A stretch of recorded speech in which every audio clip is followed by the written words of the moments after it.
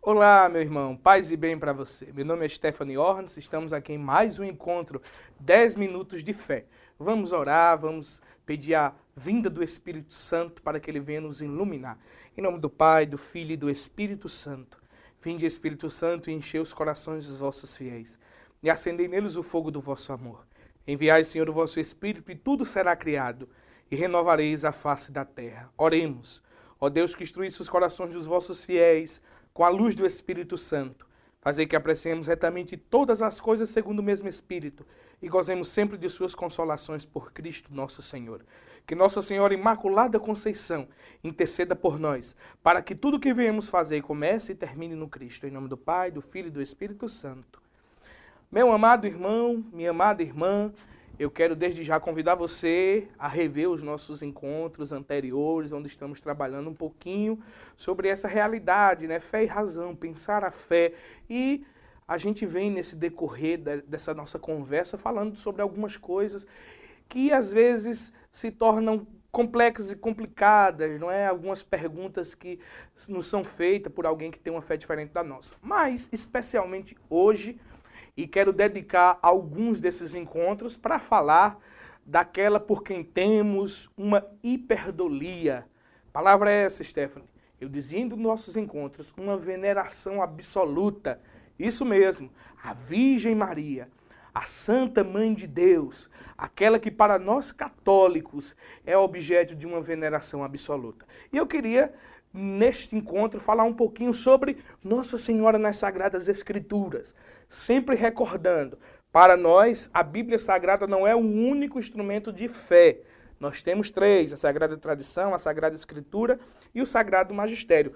Os três têm, por Nossa Senhora, uma expressão de louvor. Os três trabalham a figura e a pessoa de Nossa Senhora de uma maneira muito profunda. E eu quero começar hoje com as Sagradas Escrituras, porque eu sempre costumo dizer, Maria é a mulher do Gênesis ao Apocalipse.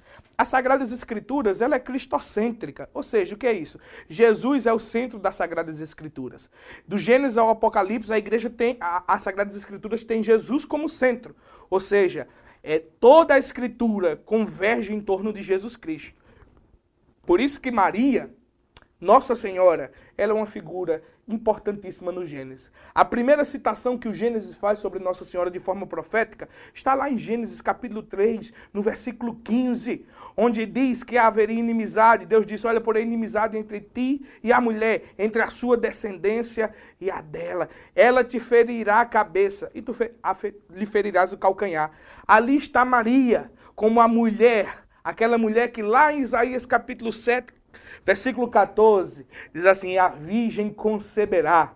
Essa palavra virgem, que na Septuaginta, na tradição que a igreja acolheu, porque há uma tradição maçorética, que vem dizer que a virgem é uma moça. Não, a virgem. Por isso que no nosso credo nós dizemos, cremos na Virgem Maria, né? Jesus nascido da Virgem Maria. Isaías 7,14, a virgem conceberá e dará à luz a um filho. Veja, no Gênesis, na Torá, está lá a figura de Nossa Senhora. Nos profetas, Isaías, o profeta maior, porque é um daqueles que mais profetizou, está a presença da Virgem Maria. Nos evangelhos, todos eles estão a presença da Virgem Maria. Lá em Apocalipse, capítulo 12, a mulher revestida de sol. Lá está a presença de Nossa Senhora. Sol significa vida, Jesus é o sol da justiça. Ou seja, a mulher revestida de vida, porque gerou no seu ventre a vida. E eu queria pegar um texto do Evangelho de São Lucas, lá no capítulo 1, o versículo 28, veja como o Evangelho, essa expressão, e São Lucas, bem lembrando, São Lucas era um médico, era um cientista. São Lucas escreve o seu evangelho, e os evangelhos eu trabalhava nos nossos encontros anteriores, são baseados na teologia de São Paulo. São Lucas era um homem muito racional, e São Lucas é o único a narrar esse cântico de Nossa Senhora, e São Lucas narra essa expressão, essa anunciação de uma maneira muito profunda e científica. São Lucas usa o grego mais profundo da época. No versículo 28, diz assim, entrando o anjo, disse-lhe, ave, cheia de graça, o Senhor é contigo. Perturbou-se ela com essa palavra e pôs-se a pensar no que significaria semelhante saudação. Olha que coisa bela. O Evangelho e a Bíblia Sagrada vem falar sobre Nossa Senhora. O anjo, e anjo quer dizer mensageiro, aquele que era porta-voz de Deus, quando ele se aproxima de Nossa Senhora, na narração de São Lucas, e aqui eu falo do grego, que São Lucas usou, diz assim o versículo 28. O anjo chega diante de Nossa Senhora e diz, Hari, que haritomene.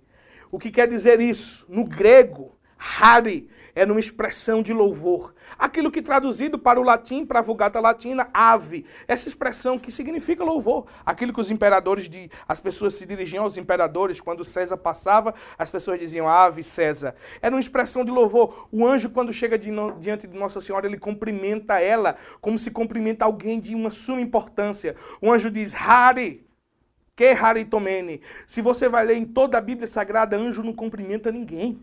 Porque anjo é só um porta-voz de Deus. Mas quando ele chega diante da Virgem Maria, ele diz assim, ave. Era como se o anjo estivesse dizendo, bendita, louvada. Por que bendita? Por que louvada? Aí ele diz, porque tu és que haritomene, cheia de graça. Essa expressão cheia de graça, ela tem um significado profundíssimo. Meus irmãos, as Sagradas Escrituras traz grandes homens de Deus e mulheres de Deus, em que Deus se manifesta para eles com expressões profundas. Abraão, Deus o chama de pai da fé. Moisés, Deus vem dizer que não houve profeta como Moisés. Deus vem dizer que João Batista, as Sagradas Escrituras, Jesus disse que na terra não houve homem como João Batista. Elias é muito reverenciado pelos judeus, né? E Jesus é confundido com Elias. Porventura ele Elias. Quer dizer, as Sagradas Escrituras fazem menções sobre grandes homens de Deus. Porém, essa expressão, que haritomene, cheia de graça, só Nossa Senhora foi acolhida com essa saudação. Porque para nós cristãos, a graça é um fator predominante. Somos salvos pela graça.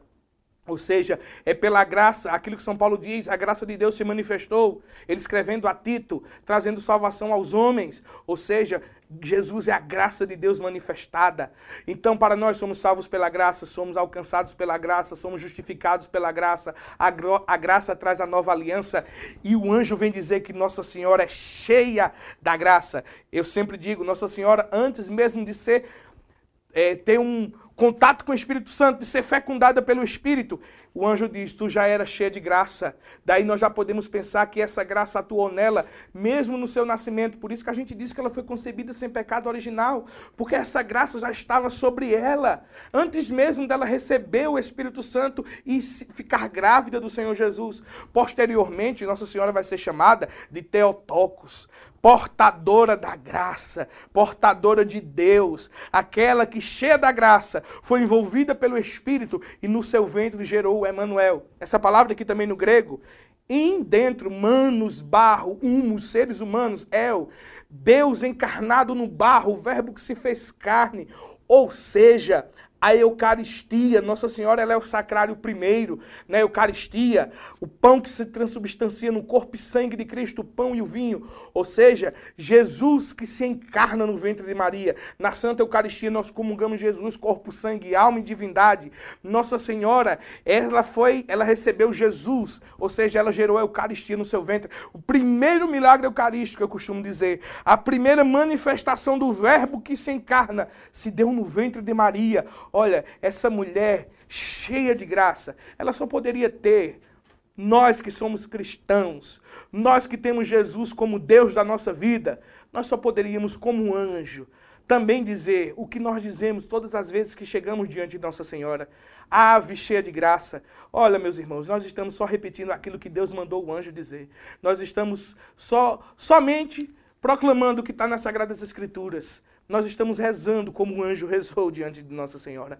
Que haritomene. Nossa Senhora, a mulher cheia de graça. Ou seja, as Sagradas Escrituras traz Nossa Senhora como um exemplo de fé. As Sagradas Escrituras apontam Nossa Senhora, aquela que São João vem narrar quando Jesus está aos pés da cruz e consagra na pessoa do apóstolo João, Nossa Senhora como mãe da igreja. Mãe, eis aí teu filho, filho, eis aí tua mãe. As Sagradas Escrituras vêm apresentar Nossa Senhora de uma maneira riquíssima. Então, meu irmão, que eu e você não tenhamos medo, mas que possamos, junto com o anjo e os céus, proclamar: Maria, cheia de graça. Que Deus te abençoe. Salve Maria, que Nossa Senhora interceda por você e por sua família. Paz e bem.